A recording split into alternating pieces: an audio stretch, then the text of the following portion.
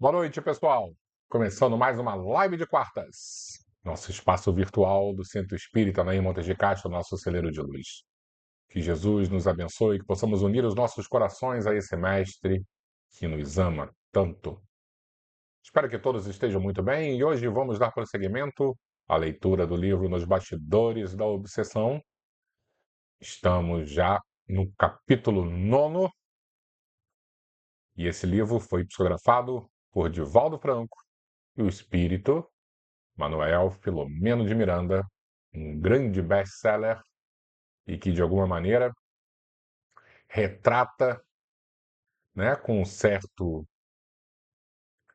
como é que eu vou dizer, que ele não passa um certo medo, mas um certo respeito a diversas questões que acontecem no plano inferior, né? Às vezes eu converso com as pessoas que estão acompanhando a leitura, elas ficam, nossa, eu não sabia que era assim. E realmente existem passagens, pontos específicos ali que dá um certo receio de como nós podemos estar vulneráveis às obsessões, às hipnoses, né, ao assédio de espíritos mal intencionados. Mas, ao mesmo tempo, o livro não traz somente isso, esse é o pano de fundo, e o verdadeiro objetivo da obra é nos apresentar a misericórdia divina, o amor, a proteção do plano espiritual superior. E é isso sim que nós temos que nos apoiar. Mas antes de iniciarmos a leitura, e hoje temos quase 30 páginas para ler, vamos dar o nosso boa noite e depois retornamos para iniciarmos imediatamente, porque temos muito o que falar. Albertinho, grande abraço, meu amigo. Que Jesus te abençoe, ilumine você e sua família, como sempre, obrigado. Hoje eu estava já preparando aqui a live e você mandou a mensagem para mim. Eu falei, opa, é um ótimo sinal, nós estamos realmente bem sintonizados. Um grande abraço, meu amigo. Beijo na Ângela, tá? Fernando. Oi, Fernando. Ótima noite. Obrigado pela presença. Que Jesus te abençoe e abençoe sua família. Sempre muito bem-vindo. Deixa eu botar meu óculos aqui, que as letras já estão ficando muito pequenininhas. Elisa. Boa noite, Elisa. Jesus também ilumine você. Bem-vinda. Sérgio, meu amigo. Ótima noite. Se Deus quiser, amanhã estaremos juntos. Jesus te ilumine. Beijo especial no Bernardo, sempre, hein? Denise, ótima noite. Super beijo. Jesus te abençoe. Manda um beijão para sua filha. Estou com saudade dela. Luciane, ótima noite. Bem-vinda. Jesus ilumine você e sua família. Maria Terezinha, espero que você esteja muito bem. Um grande beijo no seu neto. Jesus ilumine você e sua família. Socorro, ótima noite, Socorro. Que Jesus abençoe você também. Saudade de você, tá? Segunda-feira eu farei uma palestra lá no nosso Celeiro de Luz. Se quiser, aparece lá. Silvinha, ótima noite, Silvinha. Não é para ficar com medo do livro, não, hein? Eu sei que às vezes ele pega um pouquinho pesado, mas temos que ter fé. Beijão para você, tá? Amanhã a gente se vê, se Deus quiser. Silvia, ótima noite, Silvia. Bem-vinda sempre, obrigado pela presença. Que Jesus também ilumine você, sua família. Marisa, beijão, minha querida amiga. Amanhã, se Deus quiser, estaremos juntos. Amanhã não, na segunda-feira, que você está na preparação da segunda, né? Então a gente se vê segunda-feira, Marisa. Beijão. Valesca, ótima noite, Valesca. Jesus abençoe você também.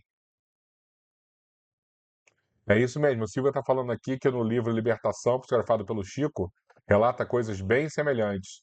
E é interessante, né? Eu já vou mudar a telinha aqui. Nós que, muitos daqui já participaram de reuniões mediúnicas, né, desobsessão, e a gente percebe nitidamente que o modus operandi, né, as histórias são muito parecidas. Às vezes parece que Divaldo plagiou, Pico, não, não é não, é porque realmente esses fatos no plano espiritual são muito, muito parecidos. E hoje vamos ver também coisas que se assemelham bastante a passagens no livro Libertação. Então vamos iniciar, porque temos muita coisa a ler hoje. Deixa eu mudar a tela aqui para a gente colocar no Kindle e iniciarmos a leitura. Então vamos lá, hoje vai ser o reencontro com o passado. Lembrando que os espíritos iluminados na semana passada estavam planejando um encontro com o Dr. Teofrastos, né, que é o líder lá das trevas.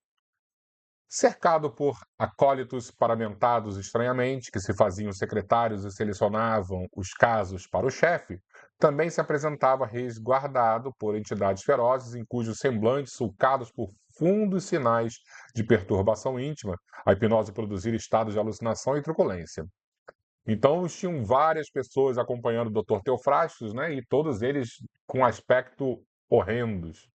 Incapazes de qualquer raciocínio, tais seres exteriorizavam a acuidade do animal, né, como se fosse um cão bem raivoso, né, que resguarda o amo e agride os menos vigilantes.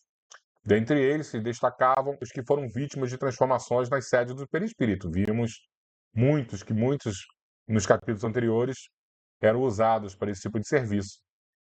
Ali presentes, possivelmente, com a finalidade de criarem condicionamentos psicológicos de medo dos consulentes menos avisados. Não? Então, vários espíritos que transformavam a forma perispiritual em animais, como lobos, por exemplo, estavam ali fazendo a segurança. O irmão Glaucus, eu acho que é o mais experiente do grupo, né, do grupo fraterno, muito sereno, concitou-nos a prece muda e a preservação do estado espiritual de equilíbrio, fossem quais fossem os acontecimentos que porventura viessem a ocorrer, e nos manteve imediatamente atrás dos pequenos magotes que eram interrogados pelos acólitos. O nosso grupo unido aguardava enquanto o sacerdote, a pequena distância, tomava atitudes e decisões utilizando-se sempre do pavor de que se fazia fâmulo avaro para dominar e influir consulentes. Uma entidade de aparência cruel se destacou dentre os fâmulos atuantes. Vamos ver o que é fâmulo? Um funcionário subalterno. Opa, deixa eu voltar aqui que eu fiz bobagem.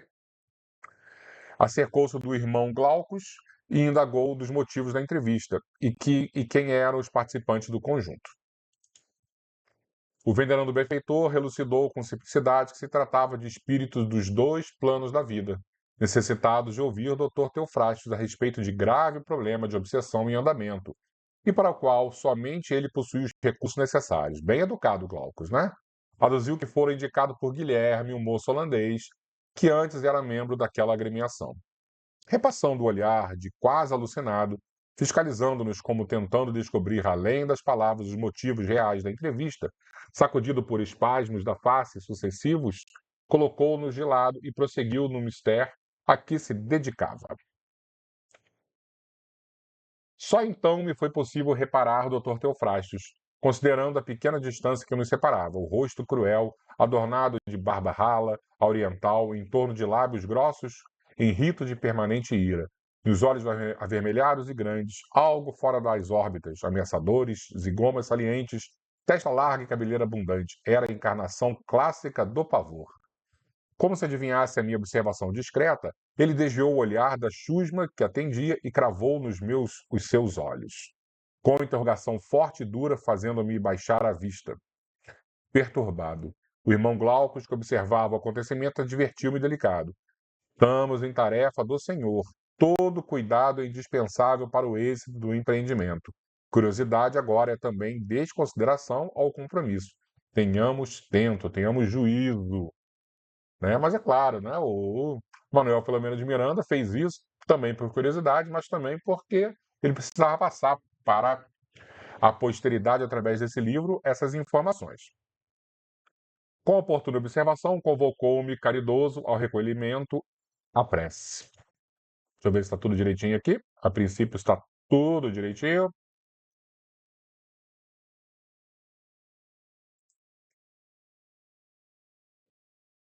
Atendidos os que se encontravam à frente, foi chegada a nossa vez. Ficamos um pouco mais atrás, enquanto o irmão Glaucus, representando a equipe, humilde e nobre, falou sem preâmbulos.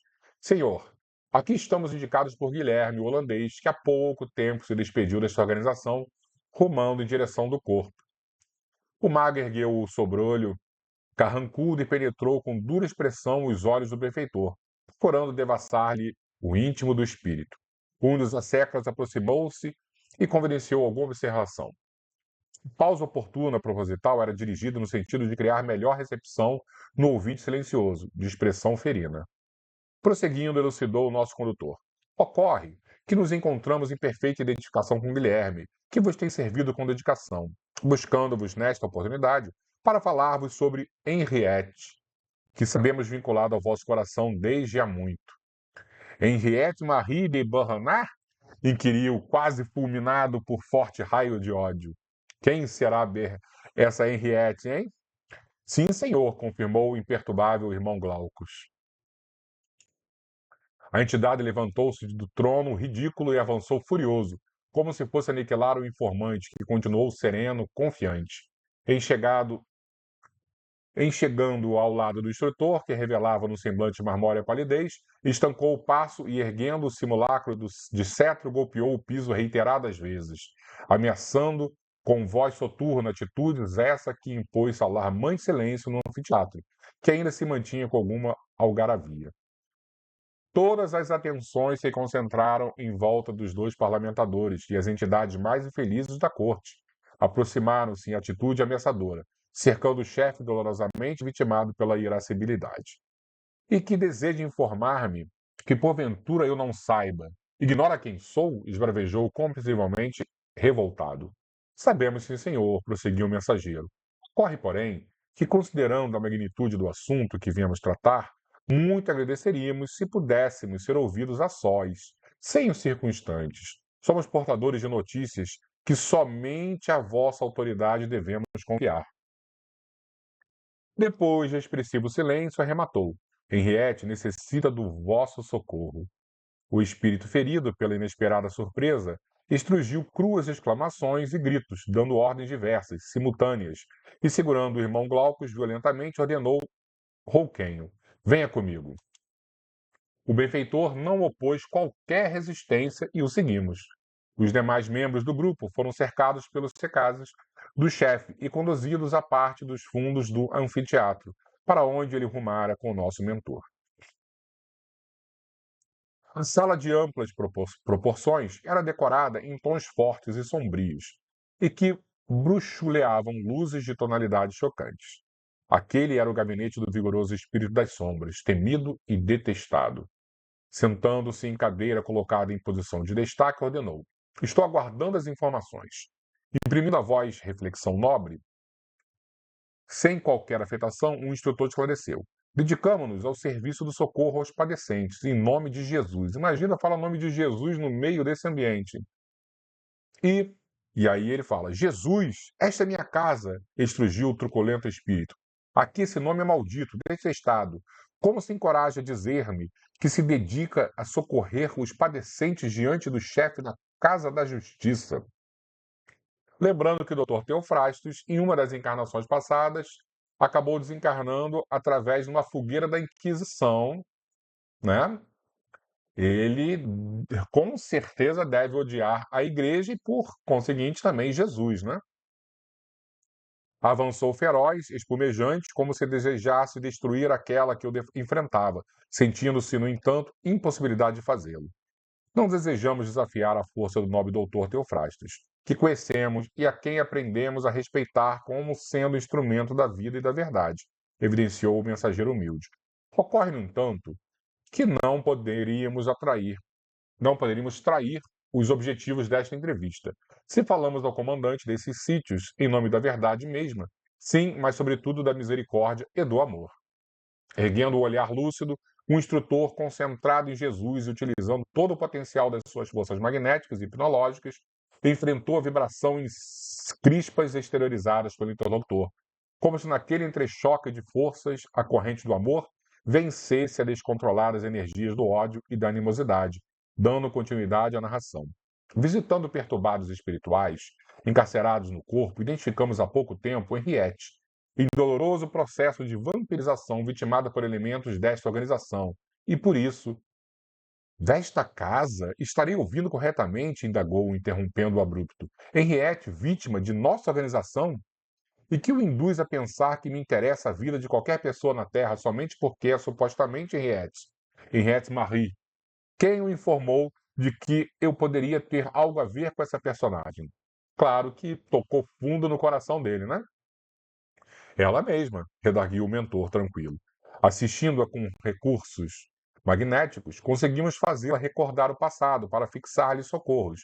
Enquanto narrava o próprio drama, evocou o imenso amor que dedicou à sua pessoa nos idos do século XV, antes de funesto acontecimento.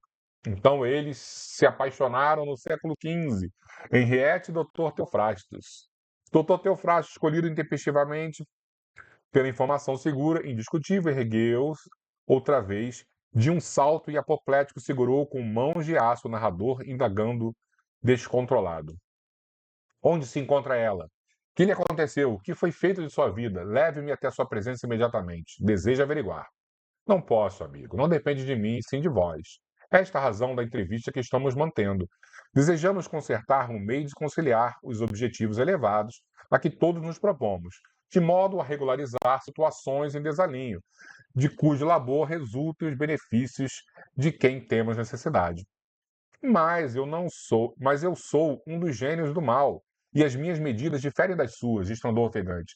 Represento a justiça e odeio a misericórdia. Desperto cada consciência criminosa para o rédeo da punição. Nunca defrontei nem usei a piedade ou a comiseração. Sou vítima do cordeiro e o odeio. Não há, pois, termo de conciliação entre nós. Sinto-me, portanto, obrigado a extirpar-lhe a confissão através dos meus métodos, que certamente não lhe são desconhecidos. Sim, certamente os conhecemos, assentiu o benfeitor. Convém, todavia, considerar que antes de tomarmos a atitude de procurarmos o local de dominação, examinamos as diversas possibilidades de vitória e fracasso, concluído pela primeira hipótese, tendo em vista que não vimos aqui solicitar, mas oferecer, em nome do doador supremo da vida, de quem não nos evadiremos indefinidamente. Afirma o Dr. Teofrastos que foi vítima do cordeiro e sabe que a informação não confere com o fato. Uma coisa é ele ter sofrido na Inquisição, né? Outra coisa é Jesus estar no meio disso. Éramos nós, homens completamente loucos, agindo em nome de Jesus. As diretrizes do Cordeiro jamais foram compatíveis com os processos da Inquisição Católica, como não são concordes com os métodos da justiça de Deus, esse da justiça aplicados pelas vossas mãos.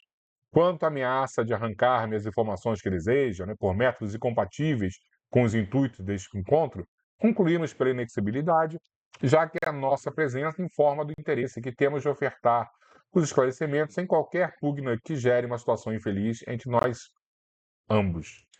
Então, Glaucus realmente era muito educado e muito sábio, né, para lidar com o Dr. Teofrastos. Mas eu posso reter os participantes da sua embaixada nos meus domínios, nos quais sou senhor absoluto, baldoou soberbo. Não discuto a posição relativa do chefe, clarificou o irmão Glaucus.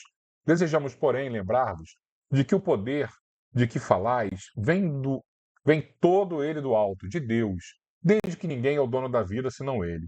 Quanto a ficarmos retidos em vossas mãos, isto somente viria a acontecer se for a vontade dele, de Deus, e sendo submetemo-nos humildemente, tendo em vista poder servi-lo em qualquer lugar, em toda situação, por mais embaraçosa que nos pareça. Lágrimas nos orvalhavam os olhos. A linguagem desataviada e franca do benfeitor, a atitude firme e humilde testemunhavam as mil necessidades de, de porfiarmos na verdade sempre, em nome do Senhor. O doutor Teofrastos, vencido pela lógica irrefutável do visitante, dissimulou a ira que o empolgava e, embora continuasse arrogante, inquiriu: que deseja afinal de mim? Que me ajudes a libertar Henriette. Como eu poderia fazê-lo? Se nos acompanhasses ao recinto de provações e dor em que ela se encontra, vencida e arquejante sob implacável revel que dilacera vencedor. Sigamos então, sem delongas. Ele nem deixou o Glaucus terminar, né? Você vê a angústia que Dr. Teofrastos está. Recordamos ao nobre Dr. Teofrastos que seguiremos em missão de misericórdia e que os métodos junto ao verdugo que a infelicita serão os vigentes nas leis de amor, conforme ensinados por Jesus Cristo. Nada chega lá, né, e usar os métodos dele, né? Não percamos tempo com discussão inútil. Adiante. Convocando 2 guardas que se encontravam postados fora do recinto, confidenciou algumas instruções. As demais entrevistas foram suspensas e, abrindo caminho entre os sofredores que ainda se encontravam no recinto, acompanhamos o antigo mago na direção dos veículos que nos aguardavam à porta. Transcorridos 15 minutos aproximadamente, chegamos a velho casarão, de aspecto apavorante pelo abandono a que se encontrava relegado, e penetramos pelo imenso portão de entrada. O trânsito de desencarnados de aparência lastimável era muito grande. Encarnados em desprendimento parcial pelo sono apresentavam-se agitados, semiloucos. Então tinha encarnado, tinha desencarnado, tinha encarnado fora do corpo. Estava aquela bagunça, né? Saturnino, que nos assistia mais de perto, a mim, a Petitinga e o Amédio Moraes, informou que nos encontrávamos num lazareto, que albergava mais de 200 portadores do mal de Hansen, né, de leprosos. Odor nauseante e forte empesteava o ar e densas nuvens originadas pelas vibrações carregadas de revolta e desespero ofereciam o aspecto das regiões infelizes do mundo espiritual inferior e que muitos se reeducam pelo sofrimento. O irmão Saturnino, interessado em esclarecer, nos explicou. O sofrimento, agora é muito importante a gente entender isso, hein?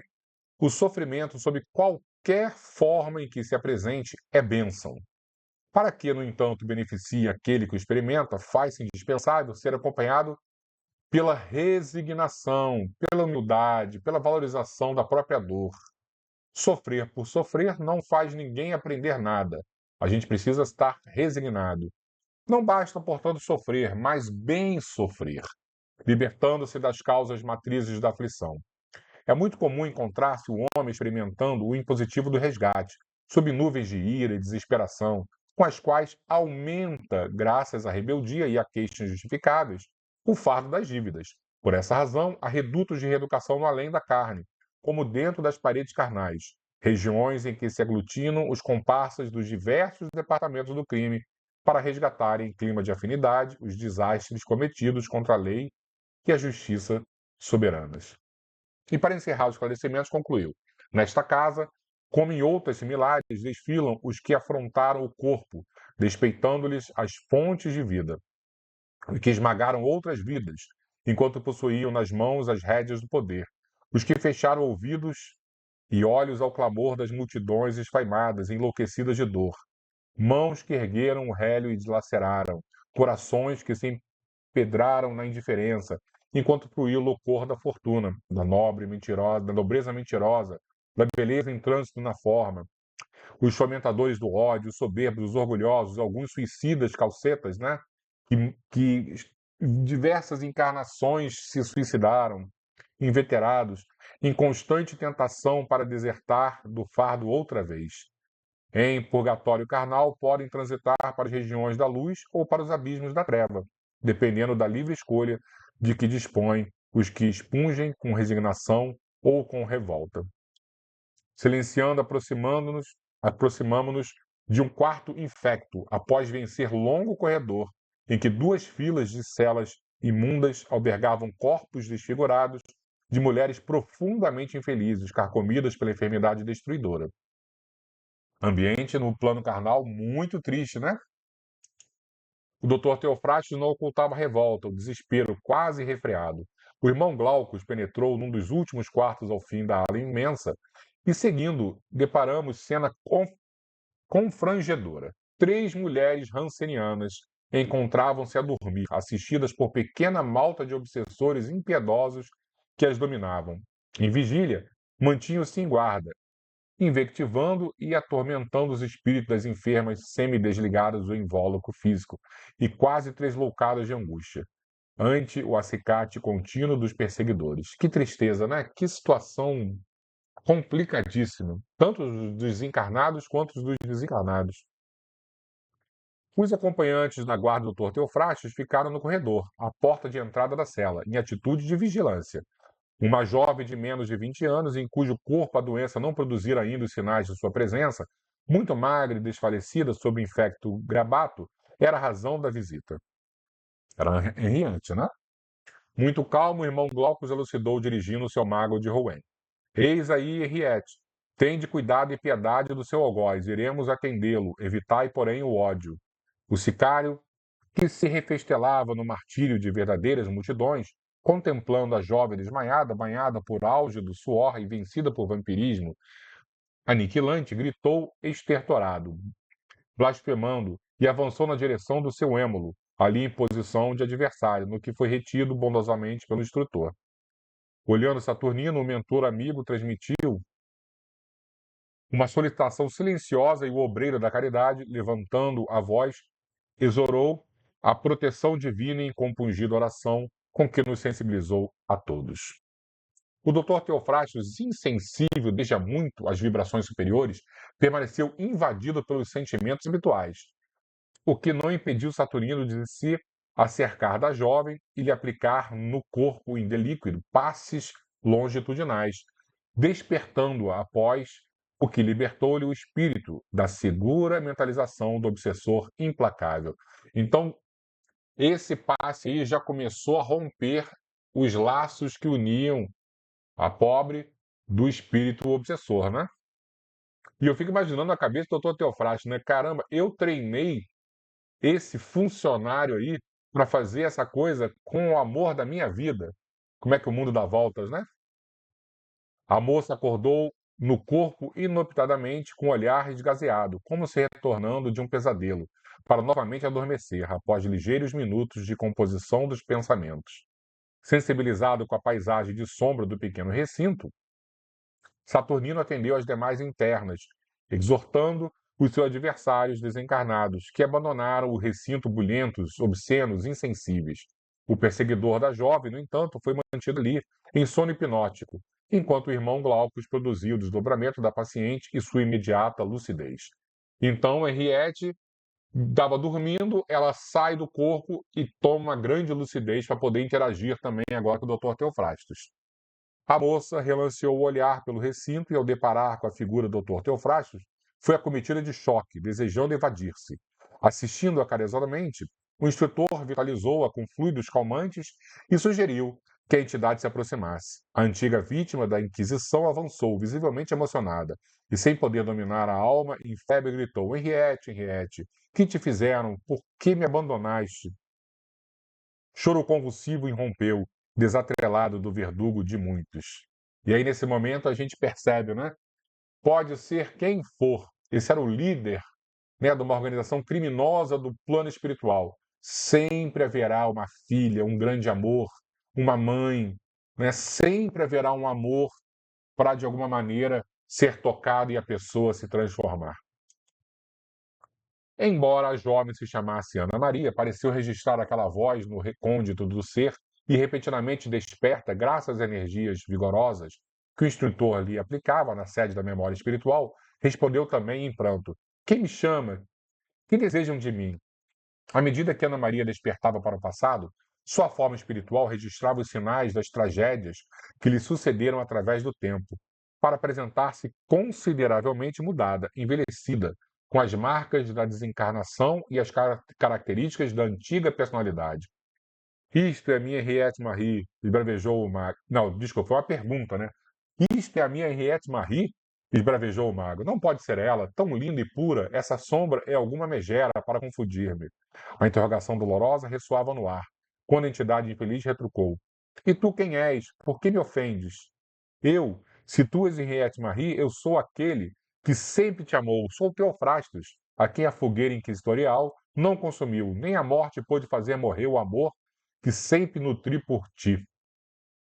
Evocando através da ansiedade das palavras o amor do passado e a encarnação imposta pela ignorância vigente no pretérito, o chefe da organização maléfica foi sacudido por violento e convulsivo pranto, em que as comportas da alma, longamente fechadas, pareciam romper-se de inopino, dando passagem a caudal refreada, em volumoso bloco. Mais uma vez, ninguém consegue segurar o amor do passado.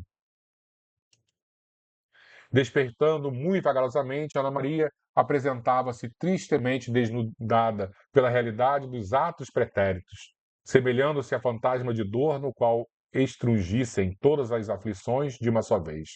O perispírito cruamente assinalado por exulcerações pustulentas que denotavam os atentados sofridos no longo curso dos séculos, sem que as mãos do amor ou da redenção nela houvesse conseguido trabalhar a reorganização das células ou modificar a estrutura do tom vibratório. Quem felicitava causava compaixão.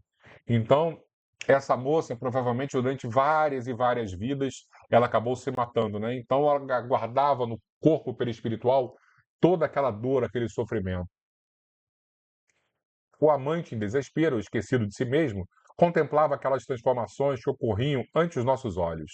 Ele, que estava acostumado a cenas muito mais horripilantes, nas quais era hábil manipulador das forças que jazem inconscientes nos departamentos mais íntimos do espírito humano, sem ocultar o assombro de que se fazia possuir.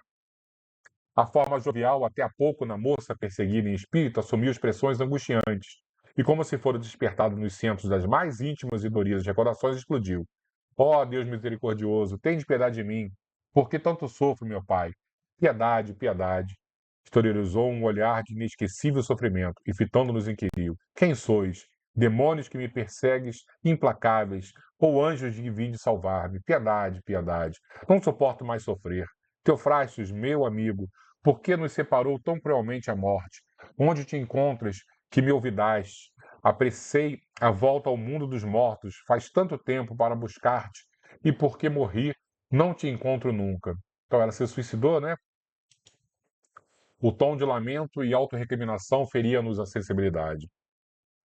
O irmão Saturnino, sempre ativo, concitou-nos a prece intercessória em muda atitude de compaixão.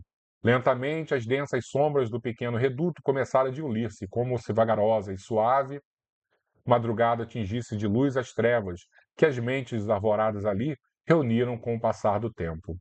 O instrutor, utilizando-se da consternação geral e da súbita anestesia psíquica de que foi possuído o Dr. Teofrastos, envolveu a entidade sofrida em fluidos balsâmicos e abraçou-o, afetuoso, qual o genitor compadecido em atitude santa de assistência.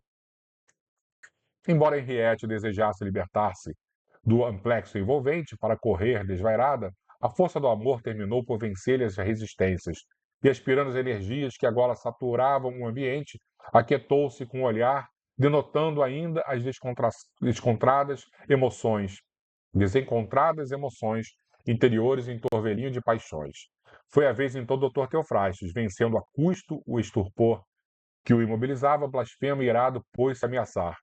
Aquieta-te, amada, vingar-nos-emos demoradamente. Minha clava de ódio cairá sobre aqueles que ainda são responsáveis pela nossa desdita. Tenho ligações com os vingadores infernais. E aí você vê que existe sempre alguém acima, né? Então, Teofratos era o líder de uma organização no umbral, mas ele obedecia a outros líderes, né, que eram muito mais perigosos. E aí eu lembro no livro Libertação, onde o espírito de Gregório, né, que também era um líder de uma região umbralina, ele falava que obedecia aos dragões, né, que seriam somente os vingadores infernais. Encontraremos meios de atingir todos aqueles que nos desgraçaram irremissivelmente. Libertar-te-ei do fardo do corpo odiado, para que venhas reinar nos meus domínios, ao meu lado. Os séculos de soledade e ódio que me queimaram incessantemente serão agora saciados no ácido da vingança, e acompanharemos os nossos algozes se diluírem até a destruição da forma, submetidos ao meu implacável ajustar de contas. Iniciaremos já com esse infame aqui, que aqui te ultraja e consome. Levá-lo-ei para o meu reduto e o punirei, se viciando até que ele retorne ao estado de besta inconsciente. Resumindo, o doutor Teofrates não entendeu nada, né? O instrutor confiante interditou a palavra do mago em perturbação, esclarecendo calmo. Aqui vimos em missão de misericórdia e amor. Fostes convidado a ajudar. O auxílio que necessita da impiedade é a zorrague de loucura. A defesa que acusa faz-se crueldade. Só o perdão irrestrito e total consegue a suprema coroa da paz. Quem somos nós para falar em desforço? Estamos todos sob leis rigorosas das quais não podemos fugir. O ódio ateia a centelha de destruição que somente cessa ante o amor vitorioso e forte. Não acreditemos nos encontrar nas mãos da desventura, saindo de uma justa de horror para outro duelo de crime, nascendo e renascendo em roda de vidas inferiores, sufocados pelos miasmas do desespero e da criminalidade. Não há por que deixar que a loucura possua a razão e a esmague, e que o sentimento seja dominado pelas sensações da fera que ainda jaz em todos nós, aguardando o momento de revelar-se implacável. Mas eu sou o Dr. Teofrastos, interrompeu impetuoso e lúrido pela cólera esbravejante, tonitruante. Deixa eu só dar uma olhadinha para ver se está tudo direitinho aqui na transmissão. A princípio está tudo direitinho. Vamos lá, continuar. Sim, sois o irmão que agora experimenta a dor, a mesma que vos comprazias em infligir, redarguiu o mentor. Este é um dos momentos em que o denominado choque de retorno realiza o seu mistério. Não ignorais, através do conhecimento das leis de força na física, que a resistência está na razão direta do movimento produzido pelo impulso dado ao objeto arremessado? Toda ação, por isso mesmo, produz reações que se sucedem e avançam, chocando-se com os ditames da sabedoria divina e logo retornando na direção de quem as imprime. A violência, portanto, somente consegue destruição, e como nada se aniquila, a colheita do ódio é sempre ácido e chuva de amargura. Não, eu não suporto vê-la nesse estado, interferiu o congestionado. Não terei direito a essa mulher que a vida me negou desde os primeiros momentos? Eu que comando inúmeras mentes a um simples gesto, meus servidores que se encontram aí fora dispõem de meios de atrair verdadeira legião de quem me deseja servir, e provocaremos um pandemônio, dominando-vos a esses, arrebatando essa a quem desejo, a fim de que permaneça comigo. Sei utilizar-me dos recursos que produzem a ruptura dos vínculos que atacam o espírito ao corpo. Nesse sentido, os meus conhecimentos ultrapassam os seus. Não duvido, retrucou o sereno benfeitor espiritual. Todavia, considero a desnecessidade da violência quando possuímos recursos outros de paz, que o Senhor Jesus nos oferece e que agora podemos aplicar seguramente. Que conversa difícil para Glaucus, hein? Não me volte a falar desse crucificado, remeteu com sarcasmo evidente. Nem sequer se salvou a si mesmo. No entanto, deixou um rastro de sangue e padecimentos por onde passou a lembrança odienta da sua cruz. Enganai-vos, impugnou o mensageiro. O vosso sofrimento na fogueira foi injusto, só aparentemente. Bem sabeis que a vossa vida não se originou ali. Caminhante da eternidade, quantas existências ficaram sepultas nas cinzas do passado? É bem verdade que não justificamos a sanha criminosa, que durante a Idade Média tomou conta da história. No entanto, ainda hoje, que fazeis? Como estão as vossas mãos? Falais em justiça e clamais desarvorado. Que direito tendes de executá-la? Não foi esse o erro dos inquisitores do passado em cuja trama caístes? Sofreste sim nefanda atrocidade, mas não em débito justiçamento. Se fosses humilde e se acolhesses o amor, ter-vos-ia libertado e hoje serias livre. No entanto, convertestes a oportunidade em fardo de horror e enlouquecido acreditastes no poder da força, sempre transitória, porque somente perene é a força do amor, que ainda desdenhais. O próprio mestre, mesmo perseguido e condenado, lecionou o perdão ao invés do revide, compaixão diante do ofensor, misericórdia em relação ao rebelde e a caridade em toda circunstância, e ofereceu a si mesmo. Ele, que é o excelso Rei Solar, diretor dos nossos destinos, reconhecei a própria fraqueza e parai a escutar quanto ignoras. Ainda não ouvistes, Henriette Marie, os conceitos felizes e oportunos do irmão Glaucus e a hábil maneira com a qual desviaram o tema para os problemas da sofredora produziram o efeito desejado, sobretudo o aturdido vingador. Sobre o aturdido vingador, desculpa. Conta-nos, apressou-se, quase súplice. Conta-nos o que ocorreu. Procurei-te tanto. Quando as labaredas deixaram de crestar minhas carnes atadas ao lenho na praça do Mercado Velho, em Rouen, o ódio que me consumia não me permitiu, porém, a serenidade de localizar-te. Fui atraído por companheiros da minha desgraça, ingressei nas hostes dos justiçadores, né? Lembrando que ele começou como um funcionário desse grupo dos justiçadores, depois ele acabou se virando líder. Henriette, que fazia compreensível esforço para acompanhar todos os lances de cometimentos que aconteciam naquele instante, rebuscando os refolhos da mente, com voz entrecortada e ofegante, inquiriu: Ó, tu és então o amor que me roubaram. Roubaram-me depois a mim mesma. Vê o que foi feito de mim. Contempla-me. É infelizmente impossível recomeçar. Perdi-me na voragem de suicídio que ainda me faz contorcer as entranhas, sem oportunidade de reparar o gesto. Jamais. Estou condenado ao inferno. Mas não há inferno, retrucou o interlocutor. Os demônios somos nós, e um dos muitos infernos existentes governo eu. A Serena-te prossegue. A infeliz entidade emocionada e dorida continuou. Tenho rogado a Deus, mesmo no corpo, que me conceda a dita da paz. Ignorava, nos momentos em que me encontro reclusa nessas carnes, que a minha paz adviria de te encontrar e voltar a te sentir ao meu lado. Ajuda-me, se me amas, a sair do labirinto tormentoso em que tenho vivido.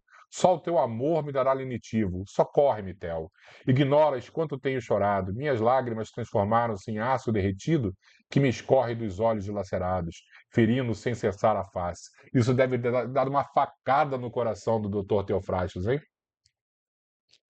Ouvindo o Dr. Teofrastos achegou-se de joelhos, vencido por emoção desesperadora, ferido como animal, aquado, e acudiu. Que não farei por ti, eu que desde que te perdi me converti em chama crepitante que não se consome na voragem da própria desesperação. Aqui estou, não sofras mais, tem paciência. Henriette fitou então com um olhar de suprema angústia, através do qual grossas lágrimas rolavam incessantes. Atendida pelos fluidos benéficos do irmão Glaucus, cujo tórax parecia uma estrela refulgente em claridades cambiantes e diáfanas que envolviam a sofredora, ofegante, como se desejasse aproveitar-se do instante que se lhe apresentava um único, para derramar o fel retido no coração, explicou. Passaram-se tantos séculos já, e parece-me que tudo aconteceu ainda ontem.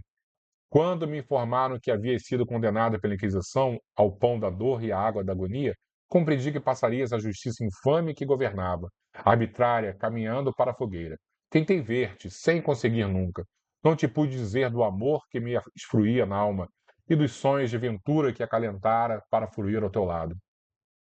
Quando me anunciaram o teu suplício em praça pública e a tua morte, refugiei-me nas sombras do convento, buscando o esquecimento e abandono de tudo. A imaginação dos teus suplícios, amado, atormentava-me, roubando-me demoradamente a paz e conduzindo-me à loucura em processo de longo curso. Mas não fugi ao cruel destino que nos prosseguiu implacável. Ignoras, talvez, que o infame que presidiu o processo em que foste envolvido fê-lo por felonia.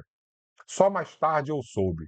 Disse ele mesmo através da boca do confessionário. Era um padre que ela se confessava, né? E que acabou mandando ele para a fogueira justamente porque estava com outros interesses. Quando me quis roubar a honra e apossar-se de mim, que lhe parecia presa fácil aos caprichos de um homem devasso, fazendo-me serva das suas paixões. Sabendo do nosso amor, pois que eu lhe narrara através da confissão auricular anterior, dominou temporariamente a paixão e, sem que eu soubesse, eu mesma lhe forneci as bases processuais quando lhe narrei as incursões que fazias no reino dos mortos e as práticas a que te dedicavas. Ah, é verdade, né? Porque o Dr. Teofrastos, ele era um necromante, né? Ele era um bruxo. Então, ela, na confissão do padre, deve ter contado os podres do Dr. Teofrastos, dizia que era apaixonado por um homem que tinha esse tipo de vida. O padre que era apaixonado por ela, foi lá e mandou o Teofrágio para a fogueira. Ah, que coisa, hein?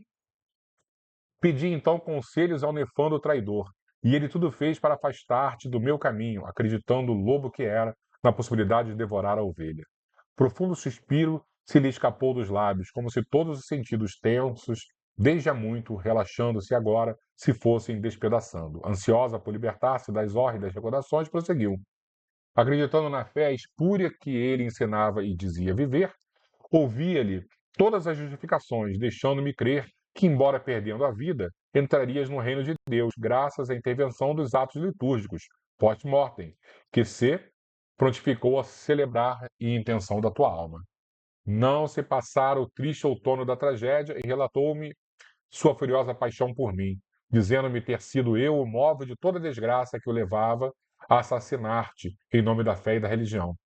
O ódio surdo que se apossou de mim foi superior a tudo que posso imaginar.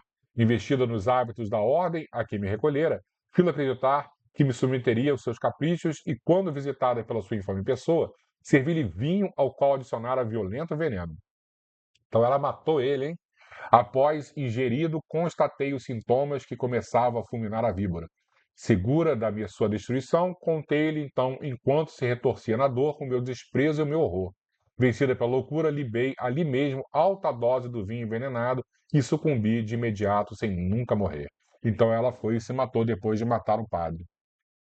Desgraçada de mim, reencontrei-o logo, esperando-me.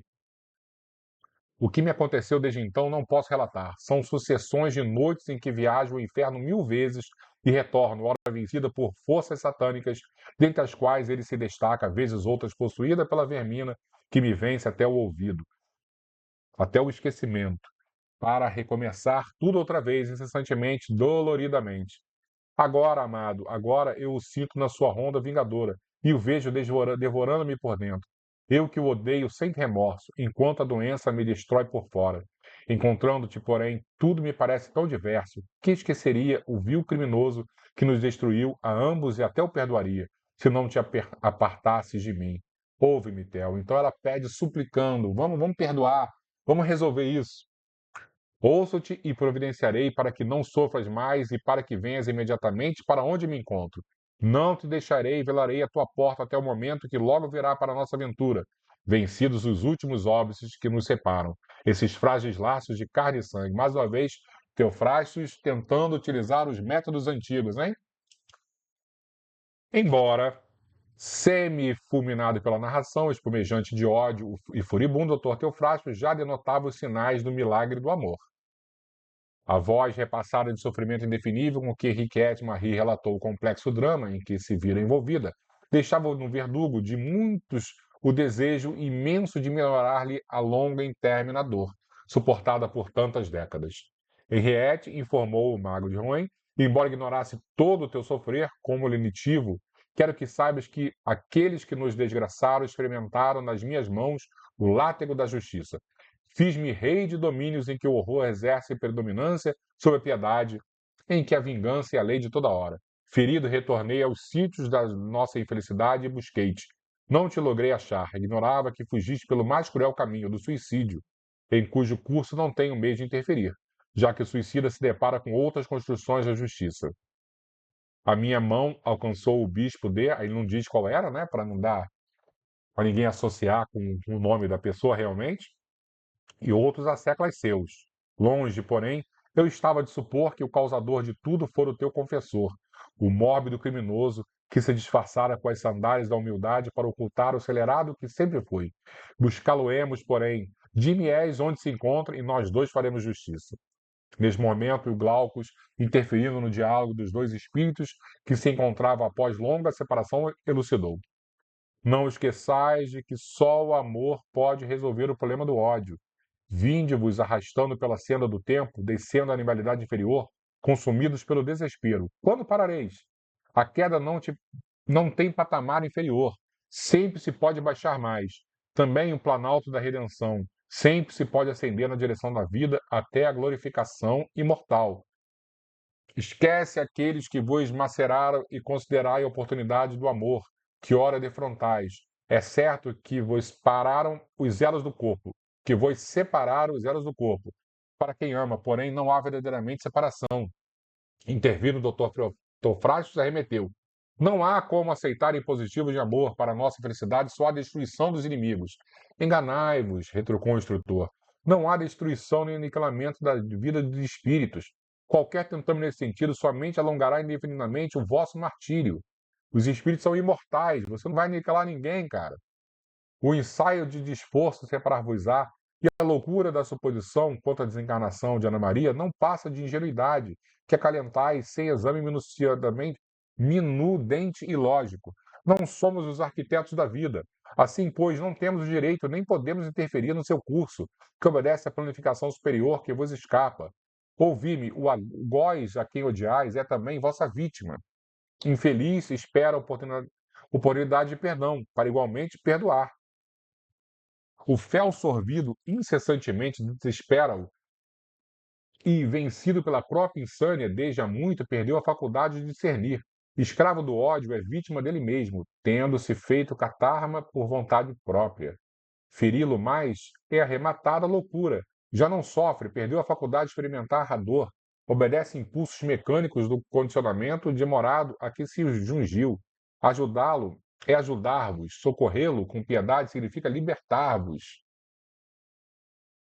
Embora estivesse disposto ao duelo verbal, o Dr. Teofrasto notava cansaço, e o reencontro com Henriette, de certo modo, conseguira feri-lo, ensejando-lhe novas concepções sobre as leis divinas. E aí a gente já vê que a estratégia de Glaucus foi muito boa, né? Colocar a Henriette na jogada. O irmão Glaucus, desse momento, adornado de luzes, como veneranda figura, ressurgida em madrugada de mortalidade, tomando os dois seres, qual se for o genitor de ambos, disse: reencontrar-nos-emos outras vezes. Desdobram-se-nos perspectivas para amanhã. Agora se nos impõe a momentânea separação. Ana Maria deve reassumir os deveres do ressarcimento a que se encontra vinculada. E vós, amigo, necessitais pensar. O tempo ser-vos-á conselheiro. Despeçamo-nos e reconduzamos a nossa querida amiga aos seus compromissos humanos, que não podemos interditar nem modificar. Ela precisa, já que ela está desdobrada, né, voltar para o corpo, acordar e continuar passando pelo seu sofrimento ali no grupo dos leprosos. O Dr. Teofrasto tentou reagir, insistir. Diante, porém, do benfeitor, cujo olhar penetrava docemente, o atormentado juiz e vingador baixou os olhos e silenciou. Foram ministrados passos no obsessor de Ana Maria, que se encontrava ao lado, e providenciada sua remoção dali. Dr. Teofrasto despediu-se, sendo antes informado da possibilidade de novo encontro em dia previamente assinalado, quando voltaríamos ao lazareto. Reconduzidos ao veículo que nos esperava à porta da casa, retornamos ao templo de oração e, após comovida a prece, fomos reconduzidos ao lar. Um amanhecer em tons róseos e azuis vencia a natureza em sombras, anunciando o novo dia. Chegamos ao final de mais esse capítulo aí. Que complicação, hein? Que teia enrolada todos esses aí estão, né? Você vê como nós somos realmente vítimas de nós mesmos. Nós somos, de alguma forma, herdeiros do nosso passado. Por isso que nós precisamos reconstruir, reescrever as nossas histórias. E através, não do sofrimento, porque o sofrimento não é infalível. O sofrimento, quando não recebido com resignação, com paz, né, com aceitação, ele não serve para nada. Nós precisamos modificar as nossas histórias através do trabalho, no amor, né, da caridade, no serviço, na oração, na transformação dos nossos ideais. E é assim que nós vamos encerrar hoje, buscando na oração esse pedido de proteção, de ajuda sincera, para que Jesus possa, de alguma maneira, tocar os nossos corações e todos nós modificarmos as nossas ações, modificarmos as nossas atitudes, começarmos a caminhar no sentido correto da vida, que é no sentido do amor. Vamos finalizar. Deixa eu colocar um pouquinho de água aqui para mim, justamente para que ela seja fluidificada nesse momento de prece final. Vamos lá, pessoal. Fechar os nossos olhos, como de costume, e vamos elevar os nossos pensamentos a Jesus, nosso amigo de todas as horas. Ele que conhece as nossas histórias pregressas e sabe exatamente das nossas necessidades reais. Quantas vezes nos encontramos em situações de dor, de sofrimento, e não compreendemos o motivo. Por isso, Jesus nos aconselha a fé, a confiança nesse Pai que está nos céus e sabe exatamente do nosso pregresso, das nossas histórias do passado e das nossas necessidades do presente, para que um dia possamos renascer como seres mais nobres, como espíritos mais conscientes. E essa é a nossa proposta. Buscar, através principalmente da confiança, a confiança plena na justiça divina, nesse Pai, e que muito mais do que justo é bondoso, com seu acréscimo de misericórdia. Que possamos ter a fé necessária para viver a vida na Terra, compreendendo as dificuldades e, acima de tudo, respeitando as decisões desse Criador. Quantos momentos nós nos defrontamos com as perdas, com as dores, com os sofrimentos, com as angústias, com as frustrações. Infelizmente, não lidamos com a resignação necessária. Quantas vezes deixamos passar oportunidades de perdão, de compaixão, de amor, e também desperdiçamos as oportunidades de trocar a dor pelo trabalho no bem, pela caridade. E por isso, Mestre, aqui estamos, implorando que a Tua luz recaia sobre as nossas existências e que de alguma maneira possamos enxergar as soluções que se apresentam, principalmente através do trabalho nobre, da caridade e do amor. Pedro, uma vez, disse, e esta frase ficou para a posteridade: só o amor cobre uma multidão de pecados. E é isso que nós precisamos. Utilizar dessa ferramenta divina para modificar os nossos destinos. Assim seja, Senhor.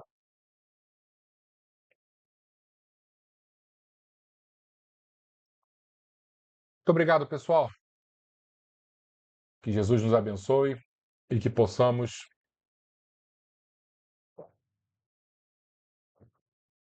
realmente usar a ferramenta do amor como oportunidade única de transformar as nossas histórias. O sofrimento é implacável, ele sempre irá bater às nossas portas. Aceitemos com resignação, mas busquemos as soluções verdadeiras através do trabalho incessante no bem. É isso que Jesus nos aconselha e é isso que Deus, nosso Pai, espera por todos nós. Fiquemos com Jesus, fiquemos com Maria e, acima de tudo, fiquemos com Deus Pai. E até semana que vem, se Deus quiser, pessoal. Ótima noite a todos. Que nossos lares estejam sempre protegidos. Até semana que vem.